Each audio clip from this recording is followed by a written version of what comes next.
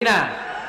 এজন্য রব্বুল আলামিন বলেন, আমি নারীদেরকে তৈরি করেছি লিতাসকুনু ইলাইহা, যেন পুরুষেরা স্ত্রীদের সংস্পর্শ যখন পায় পুরুষদের হৃদয়টারে প্রশান্ত করে দেয়। কে?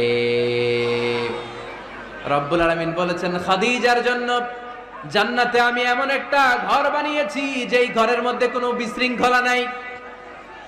খাদিজার জন্য জান্নাতে এমন একটা প্রাসাদ আমি বানিয়েছি যেই প্রাসাদের মধ্যে কোনো আওয়াজ নাই, কোনো কোলাহল নাই, কোনো বিশৃঙ্খলা নাই। কারণ খাদিজা আমার নবীকে এমন একটা ঘর উপহার দিয়েছে যেই ঘরের মধ্যে কোনো বিশৃঙ্খলা ছিল না, আওয়াজও ছিল না। পড়েন সুবহানাল্লাহ। আল্লাহ রাসূল যখন সারাদিন কাফেরদের মাঝে কোরআনের দাওয়াত দিতেন, কোলাহল মারামারি জীবনের ঝুঁকি নিয়ে মক্কার কুরাইশদের মাঝে যখন দাওয়াত দিতেন, সব বিশৃঙ্খলা ঝামেলা গোলমাল শেষ করে রাতের বেলায় যখন খাদিজার ঘরে বিশ্ব